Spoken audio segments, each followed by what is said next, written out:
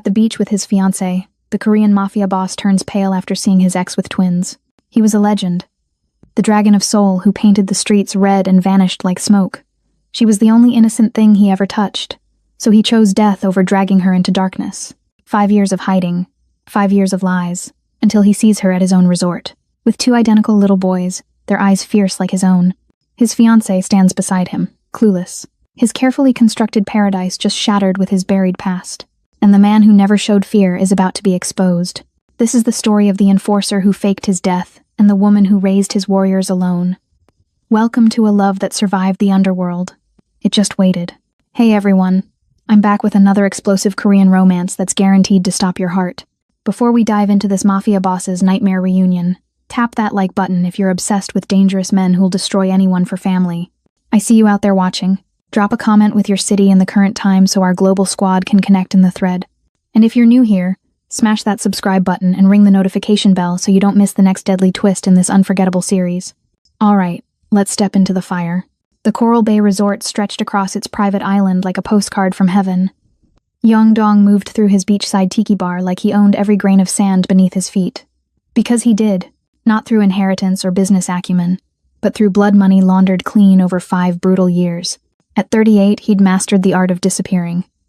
His resort, Paradise Found, had become the ultimate sanctuary for tourists seeking tropical escape. His new identity was airtight, backed by forged documents that cost him 3 contacts and a bullet wound. His past had been buried so deep that even the syndicate believed the dragon was dead. And yet, as he laughed with Gung-Woong behind the bar, her hand warm in his, he couldn't help but scan the perimeter. Old habits, 3 exits mapped, security cameras monitored. The weight of the blade still strapped to his ankle, even in paradise. Gung-Woong didn't know any of this. She was busy mixing a batch of her famous coconut mojitos for the afternoon crowd, her smile genuine and unguarded. The perfect partner for a resort owner. Her kindness had never known violence.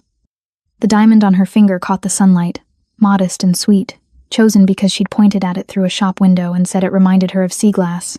Their wedding was 6 weeks away, a small ceremony on the beach at sunset. Everything was simple. Everything was exactly as he'd designed it to be, until he saw her. Near the surfboard rack, partially hidden by a family unloading beach gear, a woman stood watching 2 small boys race toward the water, her posture impossibly familiar. Same defensive stance, shoulders slightly raised like she was ready to fight or flee. Same graceful tension he'd memorized during 2 years of stolen moments before the world exploded. Matilda Graham. 5 years collapsed into nothing. He was 33 again, standing in their apartment with blood still under his fingernails, watching her sleep for the last time. He'd kissed her forehead, whispered that he loved her, staged his own murder before sunrise because the syndicate's enemies were circling, because staying meant watching her die, because loving her was the most dangerous thing he'd ever done. He'd convinced himself it was mercy, that Matilda would grieve and move on, find someone safe who worked in an office and came home without checking for tales. That love was a weakness enforcers couldn't afford when half of Seoul wanted them dead. He'd chosen survival. He'd walked away from the only person who had ever seen past the violence to the man underneath. And he'd never looked back. Couldn't. Because looking back meant admitting that killing yourself to save someone might be the cruelest thing you could do to them. Yeong-dong didn't do regret. His kills were clean. His escapes were flawless. His new life was a perfectly executed con. But now she was 40 feet away. And she wasn't alone. 2 little boys orbited around her, identical down to the stubborn set of their jaws as they argued over which surfboard to choose. They couldn't be more than 4 years old. Their dark hair stuck up in the same defiant way despite obvious attempts to comb it down. One boy, slightly bolder, kept pointing at the biggest board. His aggressive stance, the way his small fists clenched and his chin jutted forward in challenge. Yeong-dong's entire body went ice cold. That was his stance. His exact posture before a fight. The same coiled readiness he'd had in every syndicate training photo. The look that made grown men step back. The coconut in his hand slipped, cracking against the bamboo bar. Gung-Woong turned, concerned. "Babe, you okay? You look like you've seen a ghost." But Yeong-dong couldn't hear her questions. The tropical sounds faded into white noise. The world had narrowed to a single devastating truth.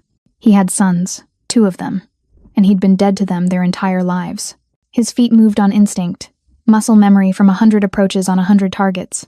Gung-Woong's hand slipped from his arm as he walked toward the surfboards, toward Matilda, toward the 2 boys who were now looking up at the sound of breaking coconut shells. And when they turned, Yeong-dong saw his own eyes staring back at him, doubled, the same sharp focus, the same hunter's gaze.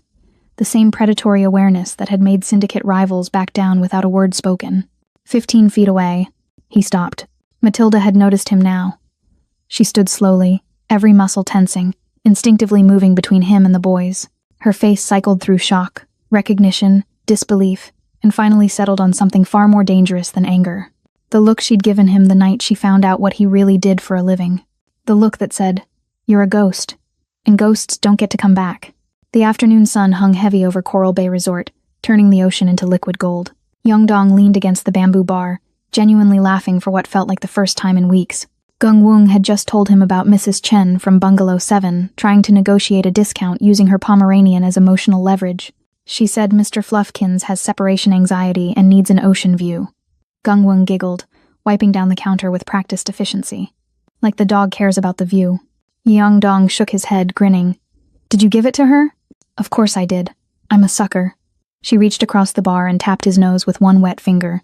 "Just like someone else I know who gave that honeymooning couple a free upgrade because they reminded you of us. That's different. They were in love."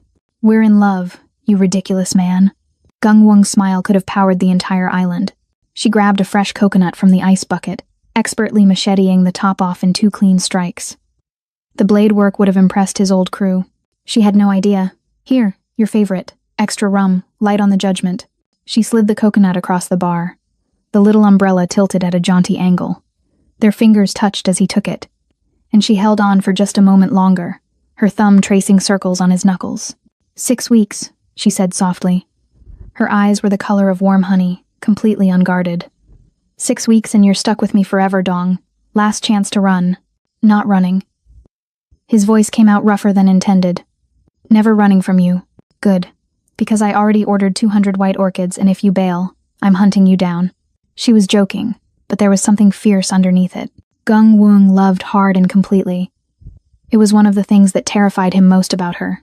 He raised the coconut in a mock toast, to Mrs. Chen's emotional support Pomeranian and to us. To us and our beautiful, simple, drama-free life. She clinked her water bottle against his coconut. God, we're so boring and I love it. Yongdong took a sip, the rum burning perfectly down his throat, and let his gaze drift past Gungwung's shoulder toward the beach. Late afternoon meant families packing up, couples taking sunset walks, the daily rhythm of paradise that he'd learned to anticipate and appreciate. That's when his world stopped.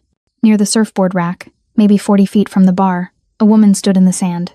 Her back was to him, but he would have recognized that posture in complete darkness, in a crowd of thousands, with a bullet in his skull. The way she shifted her weight slightly to her left side, compensating for an old injury she'd gotten when she was 16. The particular shade of her hair, black with hints of deep brown when the light hit it just right. The graceful economy of her movements, as she reached down to adjust something at her feet. Matilda. His first thought was hallucination. Post-traumatic stress finally catching up after 5 years of looking over his shoulder. The dragon of soul seeing ghosts because guilt was a patient hunter. But then she straightened, and 2 small figures came into focus beside her. Boys, identical. 4, maybe 5 years old. White button-down shirts already half untucked.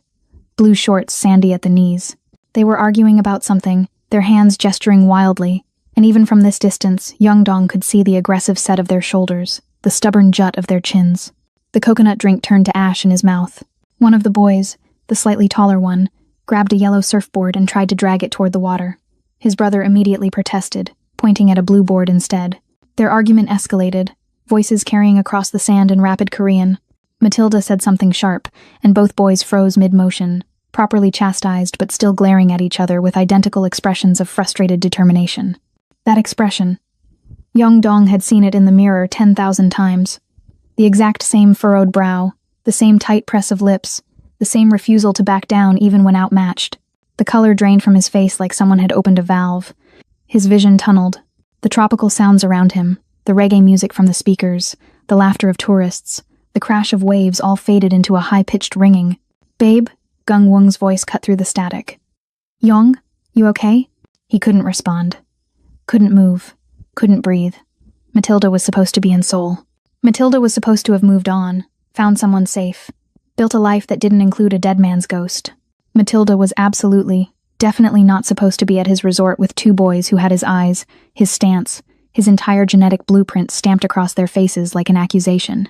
"Yongdong, you're scaring me. What's wrong?" Gungwung's hand touched his arm, and he flinched. The coconut slipped from his grip, cracking against the bamboo bar and spilling rum and coconut water across the counter. He watched, detached, as the liquid pooled and dripped onto the sand below. Gung Wung followed his gaze, turning to look at whatever had stolen his attention so completely. He wanted to stop her, wanted to turn her face back to him, wanted to rewind 60 seconds and keep her in the beautiful ignorance of their simple, drama-free life. But it was too late. She saw Matilda first, saw the elegant woman in the sundress, her hair pulled back in a practical ponytail. Then her gaze dropped to the boys, still bickering over surfboards, and Gung Wung went very, very still. Even someone with no context could see it. The boys looked exactly like a younger version of the man standing frozen behind the bar. Same sharp features softened by youth, same intense dark eyes, same determined posture, same everything. Dong? Gung Wung's voice had changed. The warmth had evaporated, replaced by something cautious and confused. Who are they? He opened his mouth. Nothing came out. What could he possibly say? The truth was too large, too complicated, too devastating to fit into words. The lie wouldn't come either, blocked by the sheer magnitude of what was standing 40 feet away on his beach. Gung Wung looked back at the boys, then at him again, her expression shifting from confusion to dawning horror. Those kids, they look just like... Dong, who are they? The taller boy, the one with the yellow surfboard, looked up at that moment. His gaze swept the beach and landed, with uncanny precision, directly on Yeongdong. For 3 heartbeats, father and son stared at each other across the sand. The boy's eyes narrowed, analytical and far too old for his age, studying Yeongdong with the kind of focus that made veteran criminals nervous. Then the boy tugged on Matilda's dress and pointed. Yeongdong watched as Matilda turned, following her son's gesture, and their eyes met for the first time in 5 years. Her face went through a dozen emotions in 2 seconds. Shock, disbelief, recognition. And then, finally, a cold fury that hit him harder than any fist ever had. Beside him, Gung Wung whispered, "Oh my God. Dong, what did you do?" He had no answer. The Dragon of Soul, the man who'd orchestrated impossible heists and survived situations that killed legends, had absolutely no answer. If you despise secrets that ruin relationships, smash that subscribe button. Comment Truth Matters if you think Yeongdong should have told Gung Wung about his past before proposing. Yeongdong moved before conscious thought could stop him. Muscle memory from 100 intercepts, 1,000 operations where timing meant the difference between success and a body bag. He vaulted over the bar with the fluid grace of someone who'd spent years training his body to be a weapon, ignoring Gung Wung's startled cry behind him. "Stay there," he said without looking back. Not a request. A command in a voice she'd never heard him use before. His feet hit the sand, and he was already calculating angles, approach vectors, the cleanest path that would keep the boys from seeing him too clearly. Matilda had turned away again, crouching down to say something to the shorter twin, her body language protective and tight. She hadn't fully registered that it was him yet, hadn't processed that her dead fiancé was alive and running a resort like some kind of sick cosmic joke. He had maybe 30 seconds before that changed. The tiki hut sat off to the side of the main beach area, a covered structure where they stored extra equipment and served afternoon snacks. Its shadows would give them privacy. Its position would shield the boys from seeing too much. Yeongdong angled his approach, coming at Matilda from the side, using a group of German tourists as temporary cover. 20 feet, 15, 10. "Jack, put that board back," Matilda was saying in Korean, her voice carrying that particular maternal warning that meant business. "We talked about asking first, but Jeremy wants the blue one and I want. Jeremy can speak for himself. Both of you. 5 minutes to decide together or we're going back to the bungalow." 5 feet. Yeongdong's hand closed around her elbow, gentle but absolutely firm. "Matilda. Now. Don't make a scene."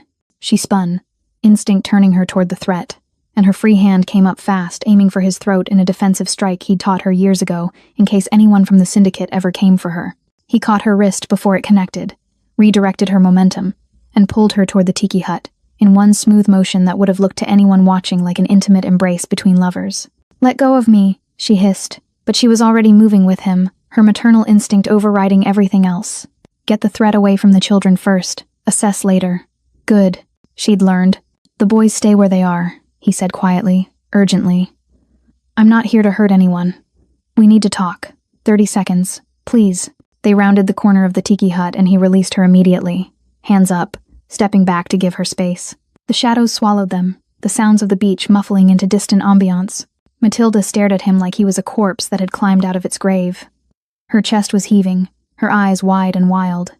"You're dead. You're supposed to be dead. Matilda." The slap came so fast he almost didn't register it until his cheek was stinging and his head had snapped to the side. She'd put everything behind it. 5 years of grief, rage, betrayal, and whatever else she'd been carrying since the night he'd disappeared. He took it. Didn't block, didn't move, didn't defend. He deserved it. Deserved much worse. "You're dead," she repeated. And now her voice was shaking. "They found your car, your blood, your wallet. The syndicate sent flowers to a funeral I held for an empty casket. I know. I'm sorry. I had to what? Had to let me believe you were murdered? Had to let me spend 6 months looking over my shoulder waiting for them to come for me next? Had to let me wake up every night screaming because I kept seeing what they might have done to you?" Her hands were fists now, trembling at her sides. Tears were starting, angry tears that she blinked back furiously. "You died. I mourned you. I moved on. I can explain." "Explain?" She laughed, a broken sound that cut through him worse than any blade. "You disappeared 5 years ago without a word, without a phone call, without a note. You let me think you were dead, young. You let me bury you. I was protecting you." The words came out defensive, hollow even to his own ears. The syndicate was cleaning house. They were killing anyone connected to the Lee operation. I had targets on me from 3 different crews. Staying meant painting you with the same target. So you chose death over trust, over telling me, over letting me decide if I wanted to face that risk with you. Matilda's voice dropped to something more dangerous than shouting. "You made that choice alone. I made the only choice that kept you alive. And it never occurred to you that I was already pregnant?" The words hung in the air like smoke from a gun. "That I'd been trying to tell you for 3 days before you vanished? That I was carrying your children?" The world tilted. Young Dong grabbed the tiki hut support beam to steady himself. "What?" "Jack and Jeremy, your sons, 4 years old, conceived that last week we were together before you decided to become a ghost." Her laugh was bitter. "I found out 2 weeks after your funeral. Stood in a bathroom at my sister's apartment, staring at 2 pink lines, wondering how I was supposed to raise children alone when their father was dead and the syndicate might come for them. Matilda, I didn't know." "Of course you didn't know. You were too busy being dead." She stepped closer, her voice dropping to a fierce whisper. "Do you know what it's like to tell 4-year-old boys that their father was a hero who died protecting people? Do you know how many times Jack has asked me what you looked like? Jeremy has nightmares where faceless men come to take me away like they took his daddy. I never meant. You never asked. You decided. You chose. You played God with my life and theirs, and you didn't give any of us a vote." She wiped her eyes roughly with the back of her hand. "And now you're here, running a resort, playing house with some woman, living your best life while I've been raising your sons in Seoul, jumping at every shadow, wondering if the syndicate would ever figure out those boys were yours. The syndicate thinks I'm dead." "Did they?" It wasn't a question. "Then why am I here, young? Why am I at a resort on a random island in the middle of nowhere instead of home in Seoul?" The cold that had been pooling in his gut turned to ice.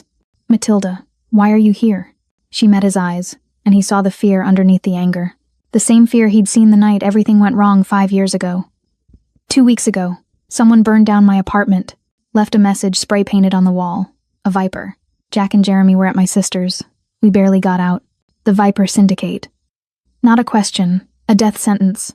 I didn't know where else to go. The twins needed somewhere safe, somewhere far from Korea. I found this place online, some resort with good security and privacy. It was supposed to be anonymous, random. Her voice cracked.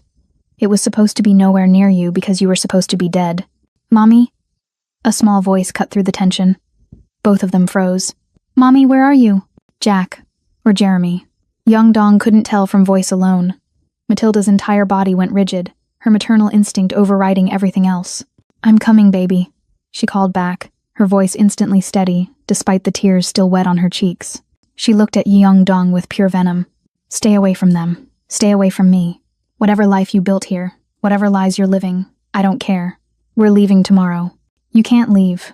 If the Viper Syndicate found you in Seoul, they'll track you wherever you go. Then that's my problem, not yours. You stopped being part of our lives 5 years ago." She turned to go. "Matilda, please. You're a ghost, Young Dong, and ghosts don't get to be fathers." Gung Woong had never been the kind of woman who sat still when something was wrong. Her mother used to say she had too much fire, too much need to fix things, to understand things, to make everything right. So when Young Dong vaulted over the bar like some kind of action movie character and disappeared into the beach crowd, leaving her standing there with spilled coconut water soaking into her sandals. She gave him exactly 90 seconds before following. She'd counted. Slowly. Trying to be reasonable. Trying to give him space to handle whatever crisis had turned his face the color of ash and stolen every ounce of warmth from his eyes. But reasonable had its limits, and watching the man she was supposed to marry in 6 weeks run toward a strange woman and 2 children who looked exactly like him had pushed Gung Wung past every reasonable boundary she possessed. She found them behind the tiki hut. Not hard, really. She just followed the sound of raised voices speaking rapid Korean. Words she couldn't understand, but tones she absolutely could. Anger, pain, the particular timbre of 2 people who'd once meant everything to each other and now didn't know what they were anymore. Gung Wung stopped at the corner of the structure, her hand pressed against the bamboo siding, her heart hammering so hard she could feel it in her throat. She should announce herself, should clear her throat or call out or something. But her feet had rooted themselves in the sand, and her voice had disappeared entirely. Supposed to be dead, the woman was saying in English now, her accent crisp and educated. You're supposed to be dead, Young. Do you understand what you did to me? I was protecting you. That was Dong, but it wasn't Dong. The voice was the same, but the tone was all wrong. Harder, colder. The voice of someone used to giving orders and expecting them to be followed. The syndicate was... Don't. The woman cut him off. Don't you dare talk to me about the syndicate like I didn't know what you were. Like I didn't spend 2 years loving a man who came home with blood on his hands. Gung Wung's breath caught. Blood on his hands. The syndicate. What was the syndicate? Matilda, please. I raised them alone, Young. Alone. Do you understand? Your sons, Jack and Jeremy, 4 years old and they've never met their father because their father chose to die rather than trust me with the truth. Sons. The word ricocheted through Gung Wung's chest like a bullet. Those boys on the beach weren't cousins or nephews or some coincidental resemblance. They were his. Dong had children. 2 of them. And he'd never said a word. 6 weeks from their wedding and he'd never said a single word. Gung Wung's hand moved to her engagement ring without conscious thought, twisting it around her finger the way she did when she was anxious. The modest diamond caught the filtered sunlight coming through the tiki hut's thatched roof. Sea glass, she'd called it. Simple and beautiful and perfect for their simple, beautiful, perfect life. Except none of it was real. I didn't know you were pregnant, Dong was saying, and there was something broken in his voice now. I swear to God, Matilda, I didn't know. Would it have changed anything? Would you have stayed? Silence. Long enough that Gung Wung knew the answer even before he spoke. I don't know, he said finally. Honestly. The people after me didn't care about collateral damage. They would have killed you. Would have killed the babies. I couldn't. So you killed yourself instead. Very heroic. Very noble. Very stupid. Matilda's voice cracked. And now I'm here, running again, and you're here playing resort owner with... Her name is Gung Wung. Dong's voice softened slightly. She's my fiancée. We're getting married in 6 weeks. The words hit Gung Wung like a physical blow, even though she already knew them. Hearing him say it to this other woman, this Matilda who clearly had been everything to him once, made it real in a way that hurt worse than anything she'd expected. Congratulations. Matilda's laugh was bitter. Does she know? Does your fiancé know who you really are? What you really are? She knows what she needs to know. Which is nothing. She knows nothing. Matilda's voice rose. Does she know you used to be an enforcer for one of the most violent crime syndicates in Seoul? Does she know how many people you've killed? Does she know the Dragon of Seoul didn't die, he just got a tan and started serving cocktails? Dragon of Seoul. Enforcer. Crime syndicate. The words were piling up, each one rewriting everything Gung Wung thought she knew about the man she loved. That's not who I am anymore, Dong said. And God, he actually sounded like he believed it. You don't get to choose what you are, Young. You just are. And now I'm here because 2 weeks ago, someone from your old life burned down my apartment in Seoul. With my children inside, Matilda's voice dropped to something razor sharp. They left a message. A viper. Spray painted on what was left of the living room wall. Jack and Jeremy were at my sister's for the night. 5 hours later and they would have been ash. Gung Wung felt the world tilt. Someone had tried to kill children. Those beautiful little boys on the beach, arguing over surfboards. Someone had tried to murder them because of whatever Dong used to be. The Viper Syndicate, Dong said, and now his voice was pure ice. They found you. They found someone. Maybe me. Maybe you. Maybe they're just cleaning up old business. I don't know and I don't care. I just need my son safe and away from Seoul and away from you and away from everything connected to that life. Running won't help. If they tracked you to Seoul, they'll track you anywhere. Then what do you suggest? That I trust the ghost who abandoned me? The dead man who built a new life with someone else? Matilda laughed again, that same broken sound. I don't need your protection, Young. I need you to stay away from my children. Gung-wung couldn't stay hidden anymore. Couldn't stand in the shadows listening to her entire relationship dissolve into lies and violence and a past she'd never been told about. She stepped around the corner of the tiki hut, and both of them froze. Dong looked at her and something died in his eyes. The last bit of hope that maybe she hadn't heard. Maybe she hadn't been standing there long enough to piece it together. But she had. And he could see it on her face. Gung-wung, he started. Don't. Her voice came out steadier than she felt. Just, don't. Matilda looked between them, and something like pity crossed her face. You really didn't tell her anything, did you? That's not your concern, Dong said. Actually, I think it is. Matilda turned to Gung-wung fully, and despite everything, there was kindness in her eyes. Sympathy. I'm Matilda. I was engaged to Yeung Dong 5 years ago before he faked his death and let me believe he was murdered. Those 2 boys on the beach are Jack and Jeremy. His sons. Our sons. And 2 weeks ago, people from his old life tried to kill all 3 of us. Gung-wung felt tears starting, hot and angry behind her eyes. His old life. He was an enforcer, a killer for the Korean mob. They called him the Dragon of Soul. Matilda's voice was gentle but relentless. And now that life has found us again, which means it's found you too. That's enough, Dong said sharply. No, it's not. Gung-wung found her voice, found the anger underneath the hurt. She's right. I deserve to know. I deserve to know who I'm marrying, who I've been sleeping next to for 2 years, who I've been planning a life with. She looked at Dong, really looked at him, and saw a stranger. Who are you? I'm the same person I've always been with you. You're a liar. The words came out flat. Final. Everything you told me, everything we built, it's all a lie. My feelings for you aren't a lie, but everything else is. Gung-wung twisted the ring off her finger. It came off easier than it should have. She looked at it for a moment, this symbol of a future that never existed, and then held it out to him. I don't know you. I thought I did, but I don't. Gung-wung, please. Those men who tried to kill Matilda and your sons, are they coming here? The silence was answer enough. Oh God. Gung-wung's hand closed around the ring. You brought them here. To my home. To our resort. To all these people. I didn't know, Dong said. And now he looked as broken as Matilda had sounded. I swear to you, I didn't know any of this would happen. But it is happening. Gung-wung looked at Matilda, at this woman who'd already survived whatever hell Dong's past had put her through. Are you safe? Are the boys safe? I don't know, Matilda admitted. I thought we were. That's why I came here. Then you'll stay. The words came out of Gung-wung before she'd fully thought them through. Both of you. All of you. Until we figure out what's happening. Gung-wung, Dong started. Not for you, she cut him off. For them. For those kids who didn't ask for any of this. She finally looked at him again. But you and I? We're done. It's heartbreaking when innocent people get dragged into danger. If you hate it when past drama destroys a happy future, hit like. Comment, stay safe Gung-wung, if you're not siding with the chaos Yeung Dong brought into her life. The walk back to the beach felt like moving through water. Every step heavier than the last. Yeung Dong followed 10 paces behind Matilda and Gung-wung, close enough to protect them if needed, far enough to give them space from the bomb he detonated in both their lives. The 2 women weren't speaking to each other, but there was an understanding between them now. The understanding of people who'd both been lied to by the same man. The twins were right where Matilda had left them, still arguing over the surfboards, completely oblivious to the fact that their entire world had just shifted on its axis. The taller one, the one with the yellow board, had won apparently. He was dragging it toward the water with grim determination while his brother followed, protesting in rapid Korean. Jack, you promised we'd take turns, the shorter twin was saying. You always do this. You always. I'm older. I get to go first. You're older by 3 minutes. Still counts, Jeremy.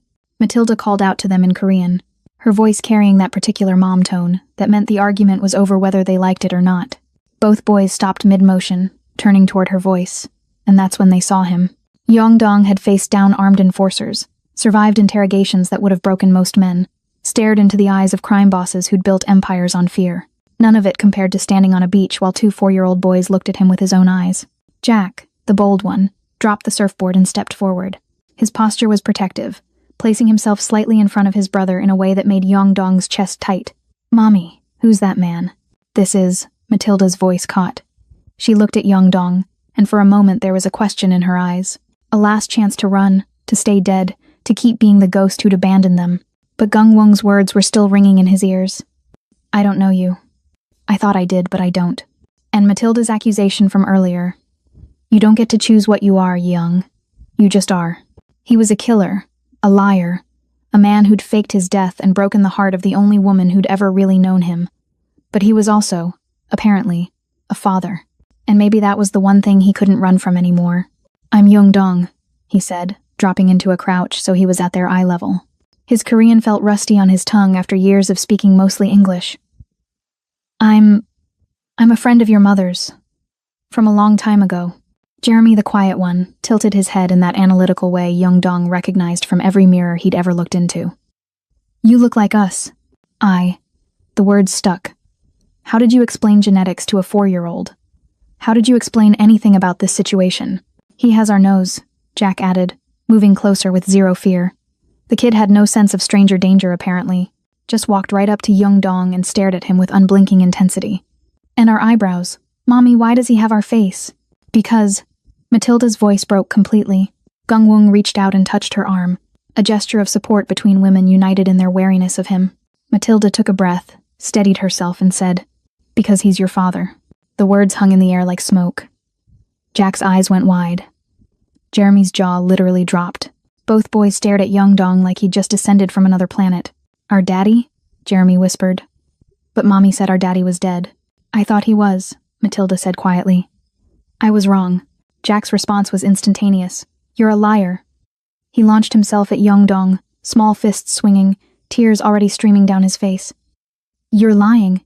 Our daddy is a hero. Our daddy died protecting people. You're not him.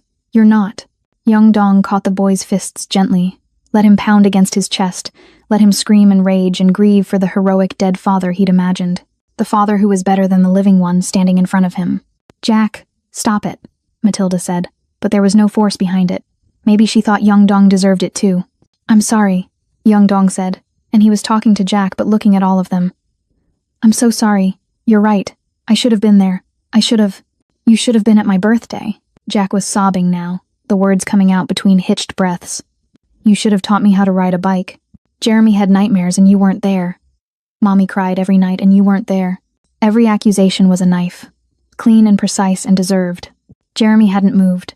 Hadn't said anything, just stood there watching his brother fall apart, his own eyes bright with unshed tears but his face carefully neutral, observing, calculating, deciding. Finally he spoke. Are you going to leave again? The question was quiet, clinical, the kind of question you asked when you'd already learned that people you loved could disappear without warning, and the best you could do was prepare for it. 4 years old and already building walls, already protecting himself. Young Dong looked at Matilda, at Gungwung, at these 2 boys who had every right to hate him. No, he said, and meant it with everything he had left. I'm not leaving. Not this time. Liar, Jack said again, but quieter now. Exhausted. Maybe, Young Dong admitted. But I'm going to try not to be. Not anymore. Jeremy stepped forward then, cautious, and did something that broke Young Dong completely. He reached out and touched Young Dong's face, his small hand tracing the line of his jaw, his nose, his eyebrows, mapping the features he'd only ever seen in photographs, trying to make the ghost solid. You're real, Jeremy said wonderingly. I'm real. Do you know how to surf? The question was so unexpected that Young Dong actually laughed, a broken sound. Yeah, I know how to surf. Can you teach us? Jeremy, no, Matilda started. If your mom says it's okay, Young Dong said carefully. But yeah, I can teach you. Jack had stopped hitting him, was now just leaning against Young Dong's chest, crying quietly, his small body shaking with the weight of emotions too big for a 4-year-old to process. Young Dong wrapped his arms around his son, felt the reality of fatherhood settle into his bones like an old wound, heavy, permanent, impossible to ignore. Over the boys' heads, he looked at Matilda. She was crying too now, silent tears tracking down her face. Gungwung had stepped back, giving the family their moment, but her face was complicated, hurt, angry, but also something softer when she looked at the twins. That's when Young Dong saw him, through the open lobby entrance, maybe 60 feet away. A man in casual resort wear, sunglasses, carrying a newspaper. Nothing remarkable except for the way he was standing. Too still, too focused, his attention locked on the boys. And when he shifted his weight, his sleeve rode up just enough to reveal ink on his forearm. A serpent, coiled and ready to strike. The Viper Syndicate's signature, Every instinct Young Dong had spent 5 years trying to bury roared back to life. His body tensed. His mind catalogued exits, threats, defensive positions. The Dragon of Soul analyzing battlefield terrain in milliseconds. The man in the lobby smiled slightly, tipped his sunglasses down just enough to make eye contact with Young Dong across the distance. Acknowledgement. You see me, I see you. And more importantly, I see them. Then he folded his newspaper, turned, and walked deeper into the hotel. Unhurried, confident. The message was clear. They'd found him. They knew about the boys, and they had all the time in the world. Young Dong pulled Jack and Jeremy closer, his arms tightening protectively around them. Matilda noticed the change in his posture immediately, followed his gaze toward the now empty lobby entrance. What? She whispered. What is it? We need to move, Young Dong said quietly. Now, inside. All of you. Young. They're here, Matilda. He looked at her, let her see the truth in his eyes. The Vipers. They're already here. Young Dong's private villa sat at the far edge of the resort property, separated from the main buildings by a grove of palm trees and accessible only by a single winding path. He'd designed it that way intentionally. One entrance, clear sightlines, defensible.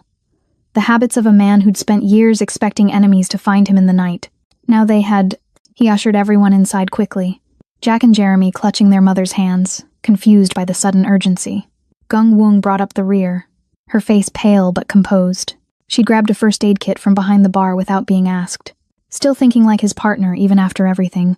The villa's main room was open concept with floor-to-ceiling windows overlooking the ocean. Beautiful. Exposed. Young Dong immediately moved to close the blackout shutters he'd installed against hurricane season. Or so he'd told the contractors. Really, they were ballistic fabric reinforced with steel. The windows didn't shatter. They absorbed. Sit, he said, gesturing to the sectional sofa. Away from the windows. Young Dong, you're scaring the boys, Matilda said, but she was already moving them to the interior of the room. Her own instincts sharp from years of looking over her shoulder. Jack and Jeremy huddled against their mother, eyes wide. They'd gone from meeting their dead father to sensing something was very wrong in the span of 10 minutes. Too much for kids their age. I need you to be honest with me, Matilda said quietly. How bad is this? Young Dong finished securing the last shutter and turned to face them. Gung Wung stood near the kitchen, arms crossed, watching him with an expression he couldn't read. Waiting, they all were. He'd spent 5 years lying, 5 years building a persona, a life, a future based on omission, and carefully constructed half-truths. The resort owner, the nice guy, the man who'd left his past behind. That man was dead now. Had to be, because the Dragon of Soul was the only thing standing between his family and the people who'd burned them alive for sport. My real name is Young Dong Park, he started, his voice flat, clinical. I was born in Seoul, recruited into the Midnight Syndicate when I was 17. By 25, I was their primary enforcer. They called me the Dragon because I was fast, efficient, and left nothing but ash behind. Gung Wung made a small sound, not quite a gasp, more like the air being punched out of her lungs. I did collections, interrogations, eliminations when necessary. I was good at it, too good. He kept his eyes on Matilda, because looking at Gung Wung would break him. 5 years ago, the Syndicate went to war with the Viper clan over territory in Seoul. Dozens of people died. The violence was getting sloppy, attracting too much attention. I wanted out. So you faked your death, Matilda said, her voice hollow. Left me to pick up the pieces. I staged a car accident, made it look like the Vipers got me. Left enough blood and evidence that even the Syndicate believed it. His hands clenched at his sides. I had contacts who owed me favors. Got new documents, new identity. Bought this resort with money I'd been hiding for years.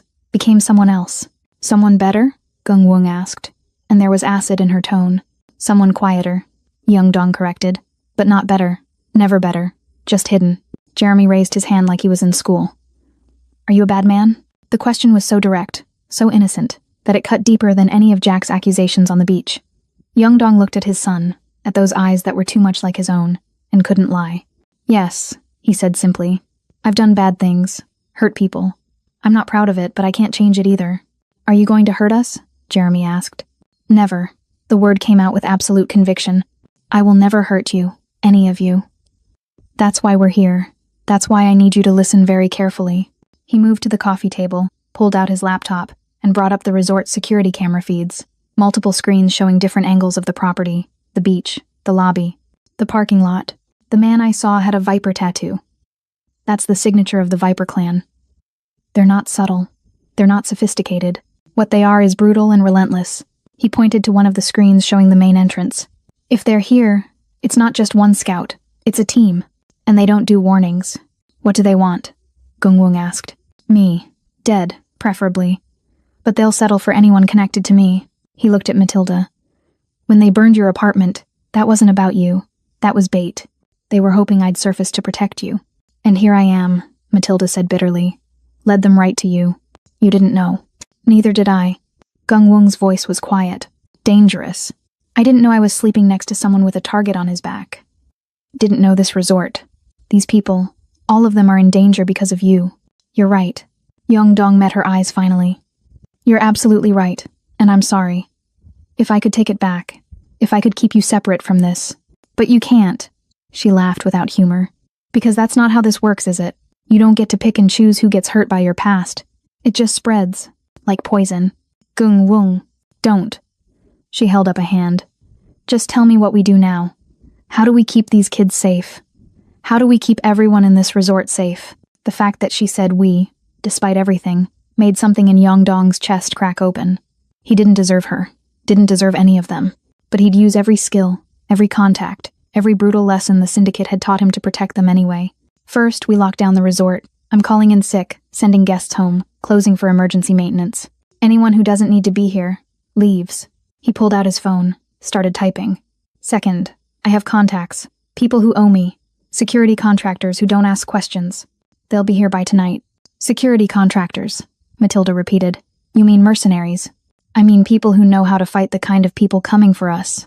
And third? Gungwung asked. Third, we prepare for the possibility that it's not enough. Yeongdong opened a drawer in the coffee table, pulled out a compact pistol. Gungwung flinched. I teach you both how to shoot, how to hide, how to protect the boys if I can't. Jesus Christ, Gungwung whispered. Mommy, what's happening? Jack asked, his voice small and scared. Matilda pulled both boys close, her face hard. What's happening is that the bad men who burned our house found us. But your father, she stumbled over the word, is going to keep us safe. Is he? She looked at Yeongdong with something between hope and pure cynicism. Or is he going to run again when things get too dangerous? Fake another death? Leave us to clean up the mess? I'm not running, Yeongdong's voice was steel. Not from this, not from them, not from you. You've said that before. I know, and I broke that promise. But this is different. They've seen the boys. They know what they look like. Even if I ran, they'd still come for you, for Jack and Jeremy. Because that's what the Vipers do. They don't just kill their targets. They erase bloodlines. The words hung in the air like a death sentence. Gungwung looked sick. Matilda's arms tightened around the twins. So what? Matilda's voice shook. We just wait here for them to attack? We prepare. We fortify. And when they come because they will come, we make them regret ever finding us. Yeongdong's phone buzzed. A reply from one of his contacts. Then another. Then a third. His network, dormant for 5 years, was waking up. The dragon might have been hiding, but he never forgot how to breathe fire. Gungwung walked to the window, peered through a gap in the shutters at the paradise outside. The beach where tourists should be lounging. The water where children should be playing. All of it about to become a war zone because of choices made years before she even knew Yeongdong existed. I should hate you, she said quietly. I should take those kids and run as far from you as possible. You should, Yeongdong agreed. But I don't. She turned to face him, and there were tears in her eyes. I don't know why. Maybe I'm stupid. Maybe I'm in shock. But I look at those boys and I think about what happens to them if you're not here. What happens if the only person who knows how to fight these monsters walks away? Gungwung. So I'm staying. Not for you. Not for us. For them. She looked at Jack and Jeremy. But when this is over, when everyone's safe, we're done. You understand that? I understand. Good. She wiped her eyes roughly. Now show me how to use that gun. The Viper Syndicate targets women and children to get what they want. If you can't stand cowards who prey on the weak, hit that subscribe button right now. Comment cowards to show you stand against this toxic behavior. The sun dropped below the horizon like a stone, and with it went any illusion of safety. Yeongdong had spent the afternoon transforming the villa into a fortress. Extra ammunition stashed in strategic locations. First aid supplies within reach. Escape routes mapped and rehearsed until Jack could recite them in his sleep, and Jeremy had memorized every exit without being asked. The security contractors he'd called never arrived. Their phones went straight to voicemail. All 3 of them. Men who'd survived wars in 6 countries, who'd pulled Yongdong out of situations that should have been death sentences, suddenly unreachable. That told him everything he needed to know. The Vipers had gotten to them first. Money or threats or bodies, it didn't matter. He was alone. Not alone. He had Gung Wung, who'd spent 2 hours learning to handle the compact Glock with grim determination, her hands steady despite the fear in her eyes. He had Matilda, who already knew how to shoot from their years together, muscle memory returning like riding a bicycle. And he had 2 4-year-old boys who should have been worrying about bedtime stories, not memorizing where the safe room was hidden behind the false wall in the master bedroom. Night fell fast in the tropics. One moment the sky was burning orange and purple, the next it was black velvet pricked with stars. Beautiful. Perfect for an assault. Yongdong stood at the window, watching the resort through a gap in the shutters. He'd evacuated most of the guests that afternoon, with a manufactured story about contaminated water and health violations. Refunds issued, transportation arranged, apologies offered. 20 families gone within 4 hours. But not all of them. Some had refused to leave, some were already gone before he could reach them. The lobby was dark now. So was the tiki bar, the beach bungalows. He'd shut down the main generators himself, told the remaining staff to shelter in place in the reinforced storage building near the docks. Made it look like a resort-wide power failure. Made it look like chaos. Made it easier to see who was moving in the dark. How many? Matilda asked quietly. She'd put the boys down an hour ago in the safe room, read them stories until they'd finally crashed from exhaustion. Now she stood next to him, her own weapon holstered at her hip, looking more like the woman he'd known 5 years ago than the terrified mother from this afternoon. 3 on the North Beach, 2 more near the bungalows. At least 1 in the lobby, maybe 2. Yongdong tracked movement through the security feeds on his laptop, the cameras running on battery backup. Professional spacing. Military discipline. These aren't syndicate thugs. These are contractors. The Vipers hired mercenaries? Looks like it. He zoomed in on one of the figures. Body armor under casual clothes. Night vision goggles. Suppressed weapons. Good ones too. This is a kill team, not a message. Gung Wung appeared from the hallway, checking the magazine on her Glock for the 3rd time. Nervous habit. The boys? Asleep, Matilda said. Finally. Good. Keep them that way. Yongdong closed the laptop, his own weapons already strapped and ready. 2 pistols, a knife at his ankle, another at his back. The dragon's teeth, sharp and waiting. When I give the signal, you take them into the safe room. Lock it from inside. Don't open it for anyone except me. What's the signal? Gung Wung asked. You'll know it. That's not. The lights died. Every single one. The villa, the exterior floods, the emergency exit signs. Complete blackness for 2 full seconds before his eyes adjusted and the world resolved into shades of gray and shadow. That's the signal, Yongdong said. Somewhere outside, glass shattered. Not close. Maybe 3 bungalows down. A controlled breach, quick and professional. They were testing his response time, seeing how fast he'd react. Go, Yongdong said. Now. Matilda didn't argue. Grabbed Gung Wung's arm and pulled her toward the bedroom, toward the safe room hidden behind false paneling that would take someone hours to find if they didn't know it was there. Soundproofed, reinforced, stocked with supplies for 3 days. Gung Wung stopped at the doorway, looked back. Young. I'll be fine. I've done this before. That's not reassuring. It's all I've got.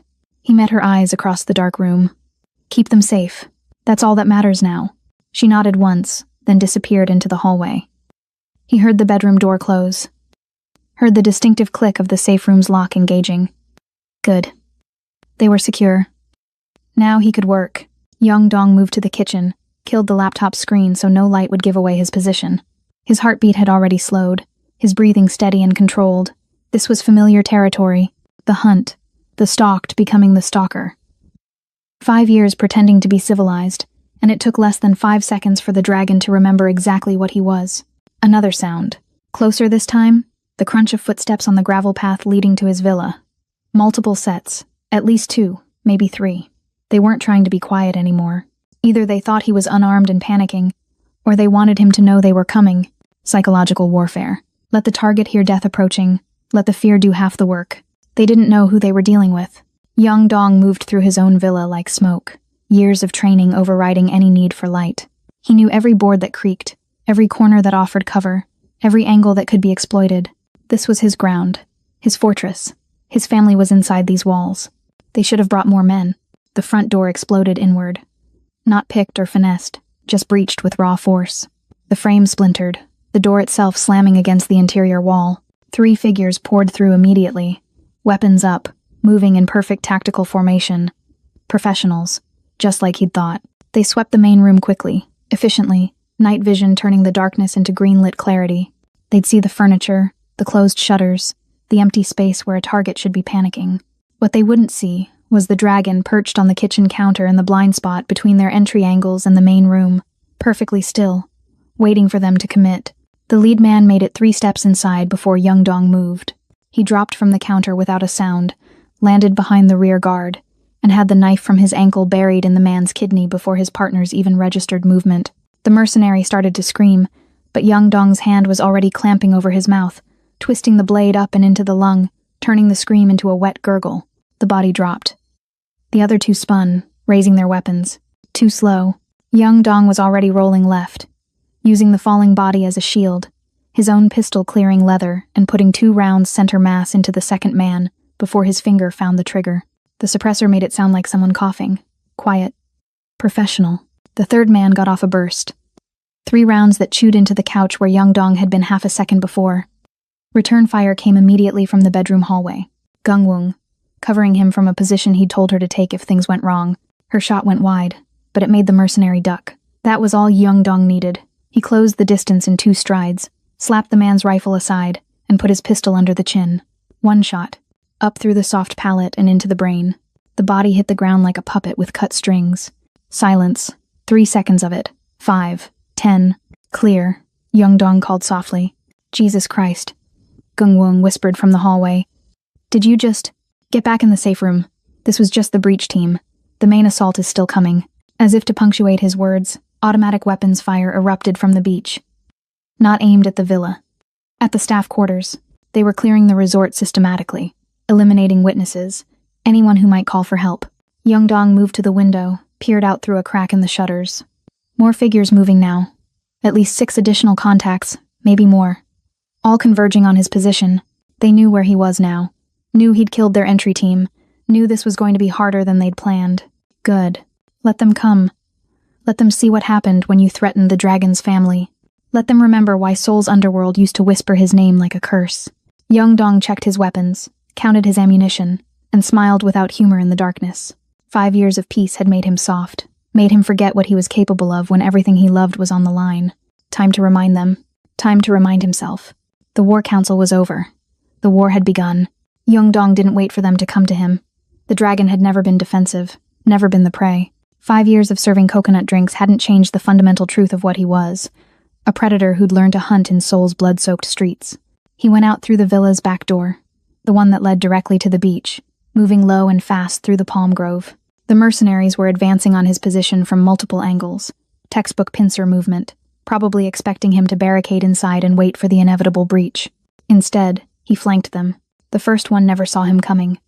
The mercenary was posted near the tiki bar, covering the main approach to the villa, his night vision scanning the paths. Professional stance, good weapon discipline. Probably ex-military, maybe special forces, the kind of operator who got paid 6 figures for a single night's work. He died for half that, and it still wasn't worth it. Young Dong came at him from the blind spot created by the bar's thatched roof overhang, moving through the sand without sound. The knife went in just below the ear, angled up into the brainstem. Instant shutdown. No sound. No struggle. Just a body that stopped being a threat and became dead weight. Young Dong lowered him to the sand, took his radio, his spare magazines, listened to the chatter. Alpha 2, status? Silence where Alpha 2 should have responded.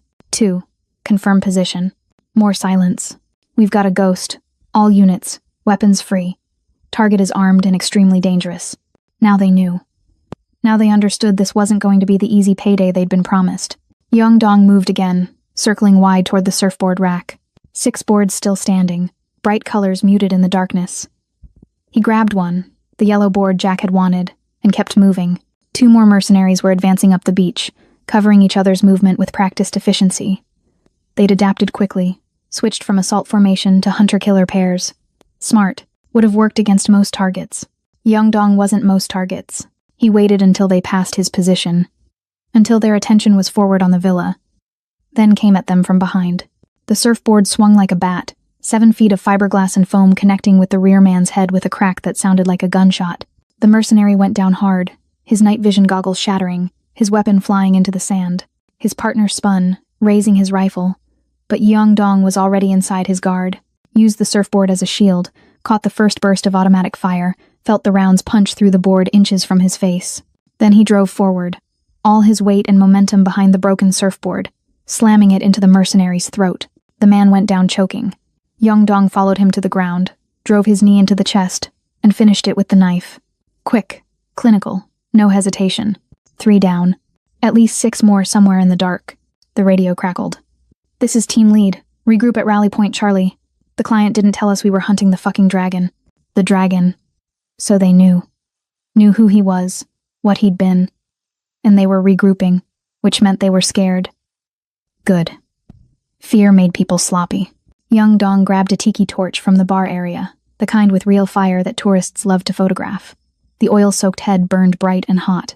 He moved toward the bungalows, toward where he'd heard the chatter say Rally Point Charlie was located. They wanted to regroup? He'd give them something to regroup around. The first bungalow went up fast. Dry thatch, wooden structure, designed for aesthetics, not fire safety.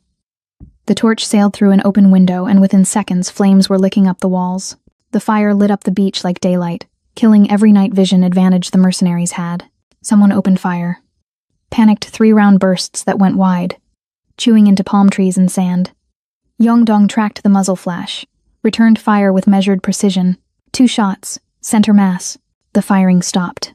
Another mercenary broke cover, trying to flank around the burning bungalow. Yeongdong was waiting. Let him get 3 steps into the open, then put him down with a headshot that was more instinct than aim. 20 years of violence had made that kind of shot automatic, like breathing.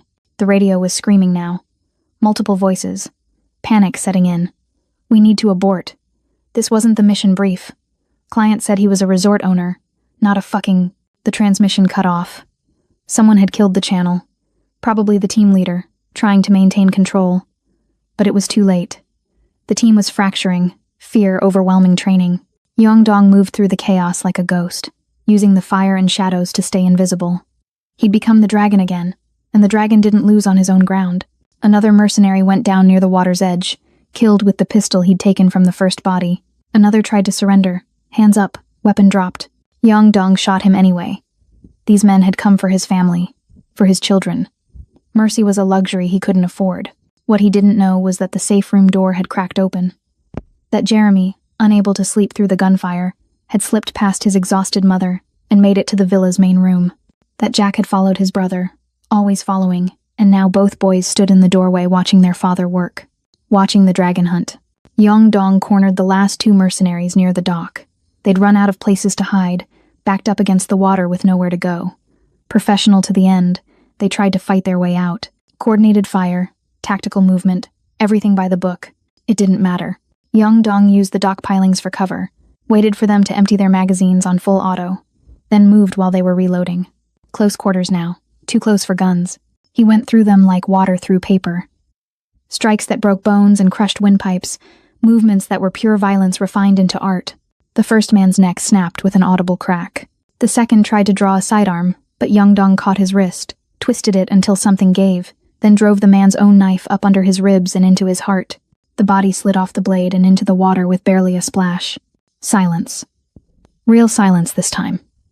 No gunfire, no radio chatter, no footsteps in the sand. Just the crackle of flames from the burning bungalow and the gentle lap of waves against the dock. Yeongdong stood there, breathing hard, covered in blood that wasn't his, feeling the adrenaline slowly drain away. His hands were shaking slightly. Not from fear, from coming back to himself, from remembering what he'd been trying to forget for 5 years. He was the dragon of soul. And the dragon protected his own.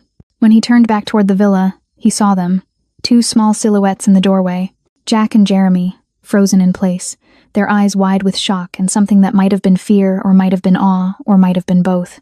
They'd seen everything. The violence, the killing. The father they'd just met that afternoon transformed into something brutal and efficient and utterly terrifying. "Boys," he said quietly, his voice hoarse, "you should be in the safe room." Neither of them moved. Neither of them spoke. Just stared at him like he was a stranger. Like he was a monster. Maybe he was. Jack found his voice first, small and shaking.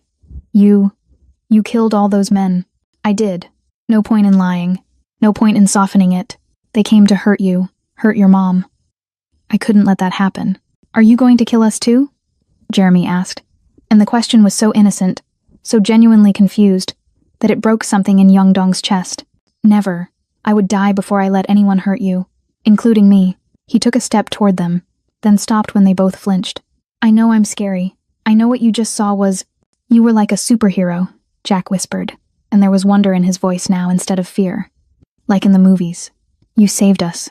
I'm not a hero, Jack. Heroes are good people. I'm just... Our dad, Jeremy finished. You're our dad and you protected us. Young-dong didn't know what to say to that. Didn't know how to explain that protection and heroism weren't the same thing. That what they'd watched was murder. Clean and simple. Justified only by the fact that the alternative was their deaths.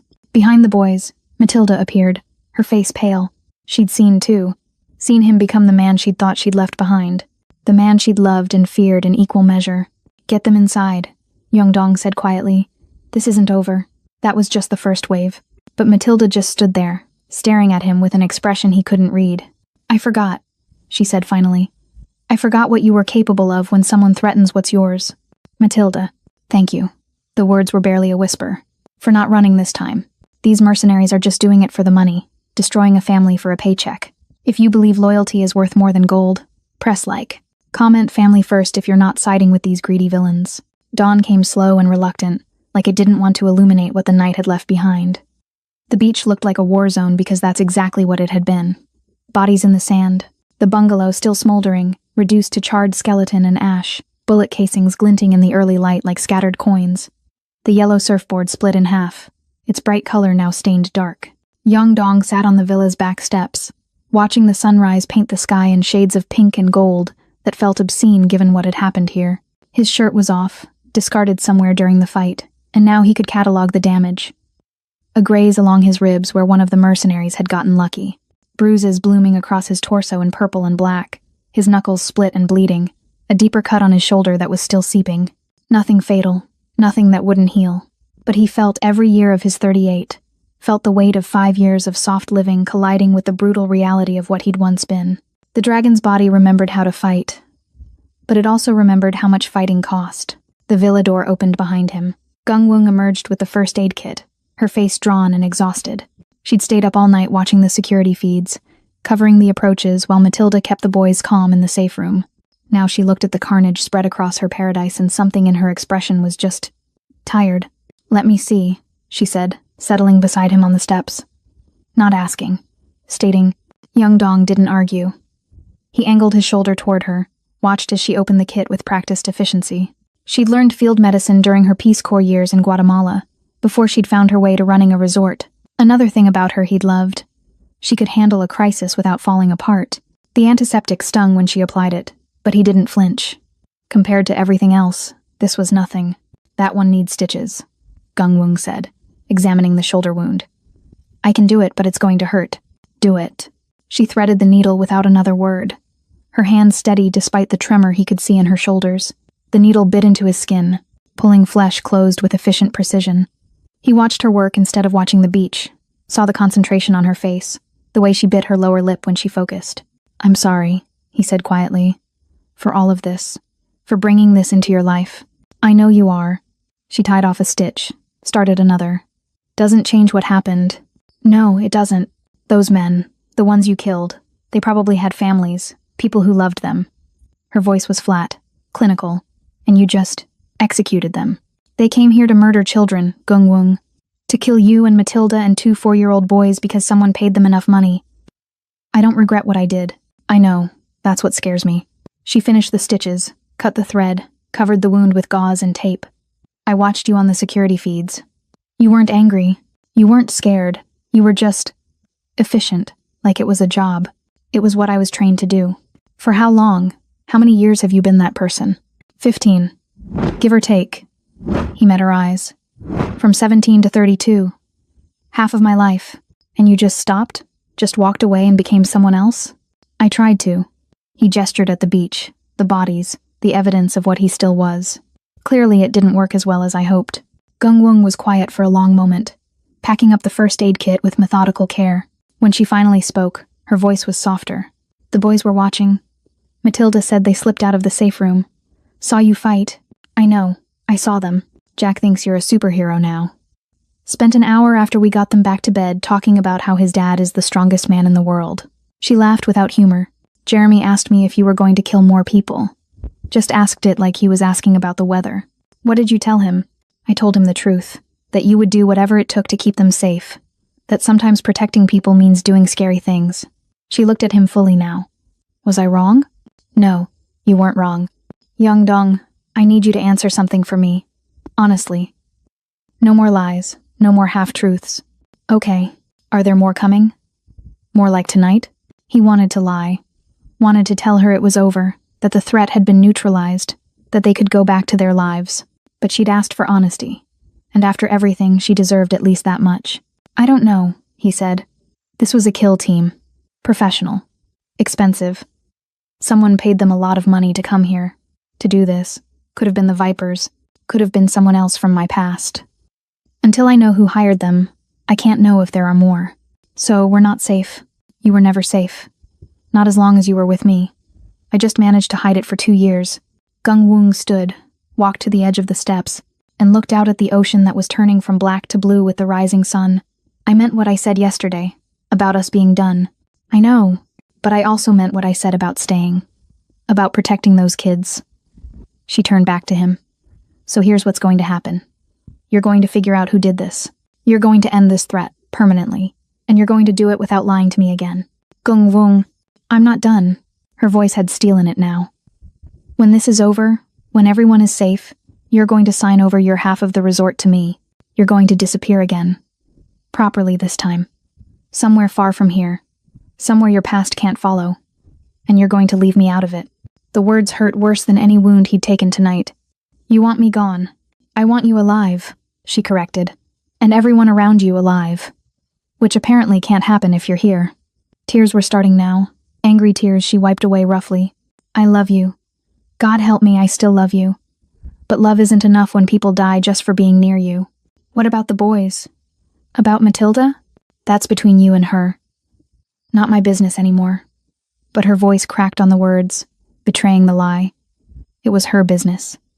She'd fought beside them, protected them, had already claimed them in the way that Gung Woong claimed everything she cared about completely and without reservation. The villa door opened again. Matilda this time. The boys were still sleeping inside. She looked at the beach, at the bodies that would need to be dealt with before tourists started waking up in the remaining bungalows, at Young Dong sitting bloodied on the steps, with Gung Woong standing guard over him. How bad? Matilda asked. Nothing fatal, Gung Woong answered. He'll live. Unfortunately, Matilda said, but there was no heat in it. She moved to stand beside Gung Woong, 2 women united in their complicated relationship with the same dangerous man. The boys want to see you, to make sure you're okay. I'll come in a minute. Young. Matilda's voice stopped him before he could stand. What you did last night, the violence, the killing. I watched it on the cameras, all of it. He waited for the condemnation, the horror, the rejection he deserved. Thank you, she said instead, for not running, for staying, for fighting. I told you I wouldn't leave. You did. And for the first time in 5 years, I actually believe you. She looked at Gung Woong, some understanding passing between them. We need to talk, all 3 of us, about what happens next. I know who to call, Young Dong said quietly. About the bodies, about cleaning this up. I have contacts who handle this kind of thing. More criminals, Gung Woong said. Yes, but useful ones. He stood slowly, feeling every bruise protest. This isn't over. Whoever sent this team will know they failed. They'll either send more or come themselves. Then what do we do? Matilda asked. Young Dong looked at the 2 women who'd defined his life in different ways. At the paradise he'd tried to build that was now stained with blood. At the future he'd thought he could have that had just gone up in smoke. We stop waiting for them to come to us, he said. We go on the offensive. We find out who wants us dead, and we end them first. More killing, Gung Woong whispered. More survival, Young Dong corrected. Because the alternative is watching everyone I care about die. And I've had enough of that for 1 lifetime. The cleanup took 3 hours. Young Dong's contacts arrived in unmarked vans just as the sun cleared the horizon. Men who asked no questions and left no evidence. They worked with the efficiency of people who'd done this 100 times before. Made bodies disappear, scrubbed blood from sand, and documented everything for later disposal. The kind of service that cost a fortune and guaranteed silence. By the time the remaining resort guests started emerging for breakfast, the beach looked almost normal. The burned bungalow had been cordoned off with maintenance tape, a plausible story about electrical fires already spreading through the grapevine. No one questioned it. Tourists never did.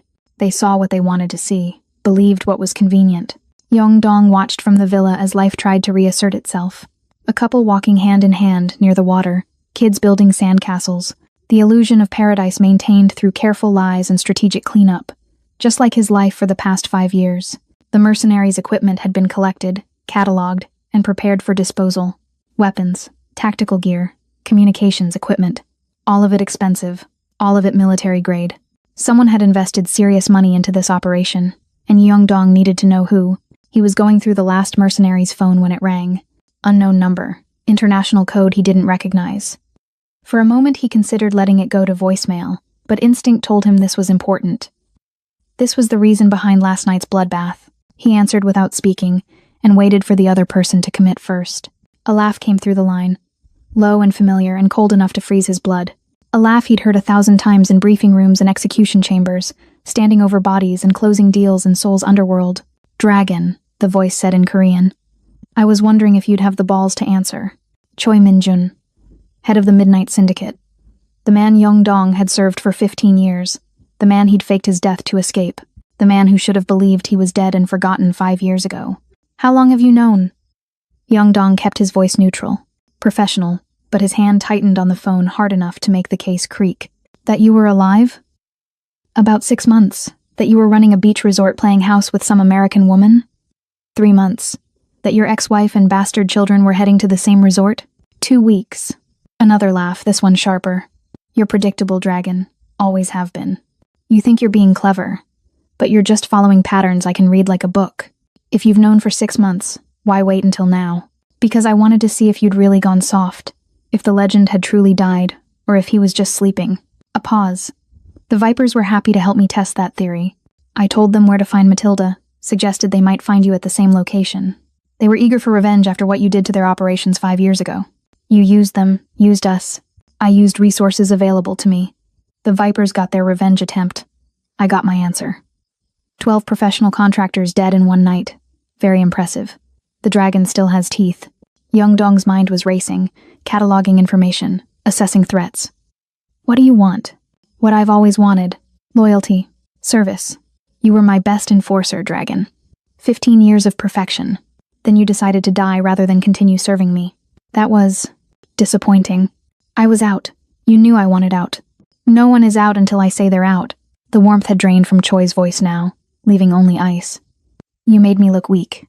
Made other people think they could leave too. I had to make examples. Killed 3 good men just to prove a point after you died. That's on you, not me. Everything you touch is on you, Dragon. Including those children playing in the sand right now. Beautiful boys. They look just like you. Such a shame it would be if something happened to them." The world went red at the edges. Yongdong walked to the window, looked out at the beach. Jack and Jeremy were there, building a sandcastle under Matilda's watchful eye. Gung Wung sat nearby, her body language protective despite everything. His family, all of them, in one place, vulnerable. "Touch them, and I'll burn your entire organization to ash," Yongdong said quietly. "There's the dragon, I remember. All fire and threats." Choi's laugh was genuinely pleased. "But you're not in a position to threaten me. I have your location. I have surveillance on everyone you care about. I have resources you can't imagine. Last night was a test. Tomorrow could be an army. What do you want?" "I want you to come home. Back to Seoul. Back to the Syndicate." Choi's voice dropped, becoming almost paternal. "One last job, Dragon. Do this for me, and I'll let your little family live in peace. You can go back to serving cocktails and pretending you're not a killer. I'll even throw in protection, make sure no one else comes for them. And if I refuse, then I send that army I mentioned. Not contractors this time, my own people. 50 men who've been training for years, who worship the legend of the dragon and want to prove themselves by killing him. They'll burn that resort to bedrock. Everyone dies. The American woman, your ex-wife, those beautiful children, every tourist, every staff member, every witness. And you get to watch before I put a bullet in your head personally." The phone felt like a weapon in Yongdong's hand. Something he could use to hurt, to destroy. But it was just plastic and circuits, and the threat was real and immediate, and 6,000 miles away with resources he couldn't match. "What's the job?" he heard himself ask. We'll discuss details when you arrive. Let's just say there's a politician who needs to be convinced to support certain legislation. Convinced permanently, if you understand my meaning. An assassination. Such an ugly word. I prefer problem solving. Choi's voice turned businesslike. You have 48 hours to arrive in Seoul. I'll send coordinates. Come alone. Complete the job. Then you're free. Really free this time. I'll even put it in writing if that makes you feel better. Your word means nothing. Perhaps. But it's the only option you have where everyone you love survives the week. A pause. Oh, and Dragon? Don't think about running. Don't think about trying to hide them somewhere safe. I have eyes everywhere. The moment you deviate from my instructions, the moment you try to be clever, I make a phone call, and your family dies screaming. Understand? Yongdong looked out at the beach. At Jack carefully patting sand into place, his tongue sticking out in concentration. At Jeremy drawing elaborate patterns with a stick, already an artist at 4 years old. At Matilda, laughing at something one of them said, the sound carrying across the sand like music. At Gung Wung watching them all with an expression that was equal parts heartbreak and love. His family. The thing he'd died to protect 5 years ago. The thing he'd abandoned to keep safe. The thing that had found him anyway, despite all his lies and careful planning. I understand, he said. Excellent. I'll send the details within the hour. Don't disappoint me, Dragon. I'd hate to have to kill those children. They remind me of you at that age. So much potential. Choi hung up without another word. Yongdong stood there holding the dead phone, feeling the weight of the choice he'd just made settle onto his shoulders like a physical thing. He could stay and fight, could fortify the resort, call in every favor he had, turn this place into a fortress. But Choi was right about the resources. An army against one man, even a man called the Dragon, was just math, and the math said everyone died, or he could go back, could put himself back in the cage he'd escaped 5 years ago, could become the weapon one more time, do one more job, kill one more person for a man he despised, trade his freedom for their lives. Not really a choice at all. Matilda looked up and saw him in the window. Her smile faded immediately. She knew that expression, had seen it before when he was planning operations, calculating casualties, accepting that some things couldn't be avoided. She stood, said something to Gung Wung, and started walking toward the villa. Gung Wung followed, both women moving with purpose. They'd heard his side of the conversation through the security system, probably. Or they just knew. Women who'd loved dangerous men developed instincts. Yongdong met them at the door. Who was it? Matilda asked, though her face said she already knew. Choi Minjun. He's alive. He knows about all of you, and he wants me back. Back where? Gung Wung asked. Seoul. One last job. Then he promises to let us go. Promises, Matilda repeated bitterly. The same promises he made when you joined? The same promises that kept you for 15 years? I don't have another option. He'll send an army if I refuse. He'll kill everyone. So you go back to being a killer, back to being his weapon. Gung Wung's voice was hollow. After everything that happened last night, after I watched you become that person again, now you're choosing to stay that person. I'm choosing to keep you alive. Yongdong looked at both of them. All of you. If that means going back, if that means one more job, then that's what I do. And if he doesn't let you go after? If one job becomes two, becomes forever? Matilda demanded. Then I make sure he can't follow through on his threats first. Yongdong's voice was cold now. Pure dragon. I go back, I do the job, and then I cut the head off the snake so it can never threaten any of you again. You're talking about killing him, Gung Wung said. I'm talking about ending this. Permanently. He looked out at the beach, at Jack and Jeremy playing in the sand as the sun climbed higher. They deserve better than living in fear, than looking over their shoulders wondering when their father's past will come for them again. I can't give them back the 5 years I missed, but I can give them a future. Or you could die trying, Matilda said quietly. Maybe, but that's better than doing nothing and watching them die instead. The syndicate thinks they can own people forever. If you believe everyone deserves a chance to be free from their past, hit subscribe and ring the bell. Comment break the chains if you want to see Yongdong take them down in part 2.